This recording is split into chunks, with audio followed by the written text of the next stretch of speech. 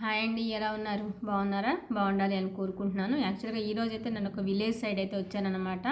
విలేజ్లో సరే ముందు చేల దగ్గర నుంచే స్టార్ట్ చేసి వెళ్దాము, ధాన్యం అంతా మంచిగా పండు అయితే కనిపిస్తుంది అనేసి చేలోకి అయితే ఎంటర్ అయ్యాను. ఇప్పుడు టైం అయితే ఎంతో అవ్వలేదు, 10:30 11 అవుతుంది. కానీ ఎండ అయితే విరగదీసేసేస్తుంది పిచ్చి పిచ్చిగా, నిజం చెప్పాలంటే.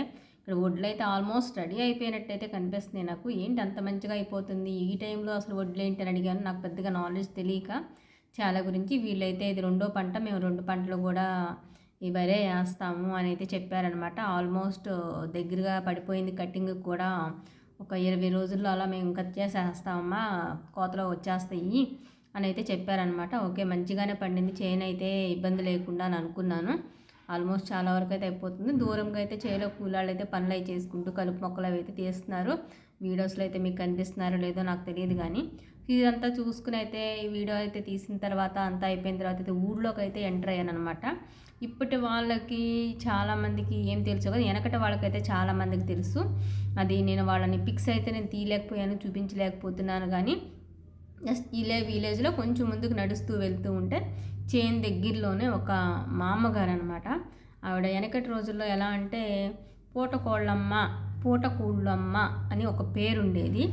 అలా అంటే వాళ్ళు ఏం చేస్తారు అంటే, ఇదివరకు రోజుల్లో చదువుకునే వాళ్ళకి కానీ, ఉద్యోగాలు చేసుకునే వాళ్ళకి కానీ, అలాంటి వాళ్ళందరికీ కూడా వాళ్ళు ఎంతో కొంత అన్నం కూర స్పేర్ వండుకుని దగ్గర పెట్టుకుని వచ్చిన వాళ్ళకి కాదనకుండా లేదనకుండా అన్నం కూర మంచిగా మర్యాదగా చేసి పెట్టి పంపించి వాళ్ళు ఇచ్చినంత తీసుకునేవాళ్ళు. దానికి ఇంత డబ్బులు అనేది కాస్ట్ ఉండదన్నమాట. వాళ్ళు ఒక టిఫిన్ పెట్టినా, లేకపోతే మజ్జిగ ఇచ్చినా, ఒక అన్నం పెట్టినా, ఏం చేసినా దానికి ఉన్న హోటల్ లాగా ఈ కాస్ట్ అయితే ఉండదు. ఆ తిన్న పదార్థాన్ని బట్టి, నచ్చిన దాన్ని బట్టి, వాళ్ళ టేస్ట్ని బట్టి, వాళ్ళ తృప్తి కోసం వాళ్ళు ఎంత ఇస్తే అంత అదైతే పుచ్చుకుంటారనమాట. అట్లా వెనకటి రోజుల్లో, ఎప్పుడంటే మా అమ్మమ్మల టైంలో అలా పూటకోళ్ళమ్మలు అలాంటి వాళ్ళు, పెద్దవాళ్ళు, ఒక్కొక్కళ్ళు మిగిలిపోయిన వాళ్ళు, బయటికి వెళ్ళి ఏమీ చేసుకోలేక, ఇంకా అలాంటి ఆధారం లేక మంచిగా బతికిన వాళ్ళు ఉంటారు కదా, అలాంటి వాళ్ళు ఆ ప్రొఫెషన్ అయితే అప్పట్లో తీసుకునే వాళ్ళంట. సో అలాంటి వాళ్ళు ఈ మధ్య కాలంలో నేను ఎక్కడా చూడలేదు, వినలేదు. ఇలాంటి వాళ్ళు ఉంటారు అని కూడా నాయనమ్మ, అమ్మమ్మ వాళ్ళు చెప్తే మాత్రమే నేను వినున్నాను. ఓ ఇలా కూడా ఉంటారా, ఎట్లా వండుతారు, ఏం చేస్తారు అంటే, వాళ్ళ కోసం ఉన్న దాంట్లోనే ఇంకొంచెం అన్నం ఎక్కువ వండుతారమ్మా, ఇంకొక కూర వండుతారు, చారు మజ్జిగ, అంతే, ఇంకా ఏం ఉండవు.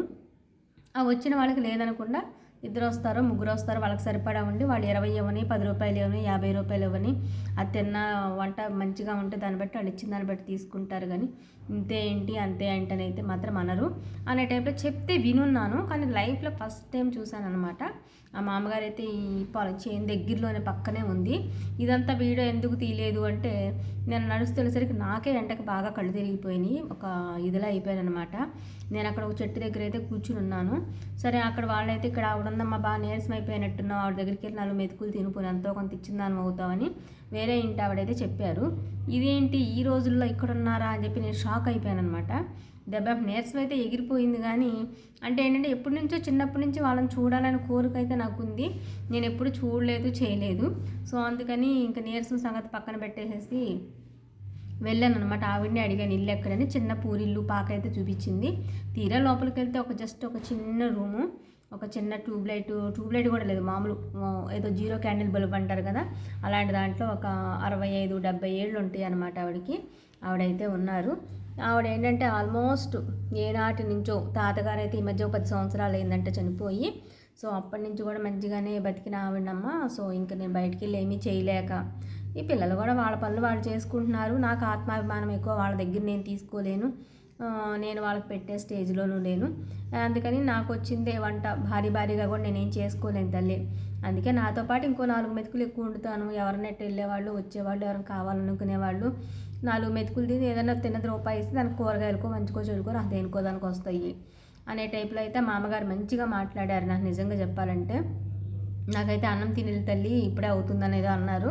వద్దు మామ ఇప్పుడేమో అన్నం వద్దని చెప్పాను. నాకు మజ్జిగ చేసి ఇచ్చారు. నిజం చెప్పాలంటే అసలు మజ్జిగ నాకు చిన్నప్పటి నుంచి కూడా మజ్జిగ తాగే అలవాటు అస్సలు లేదు. తింటే కొంచెం పెరుగు తినటం, లేకపోతే లేదు.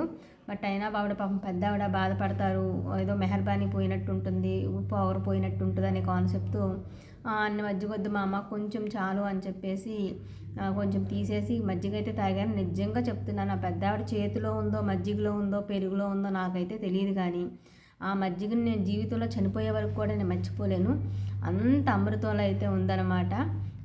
నిజంగా పెద్దవాళ్ళ వంట కానీ, చేతి వంట కానీ, వాళ్ళు చేసే పనులు కానీ అవి మెరాకిల్. నిజం చెప్పాలంటే ఆవిడ నేను నిజంగా మర్చిపోలేను. నా లైఫ్లో నేను చూస్తానని కూడా అనుకోలేదు ఇలాంటి పూటకోళ్ళమ్మల్ని. అలాంటి ఆవిడ ఈ 2025లో నాకు కనిపించింది.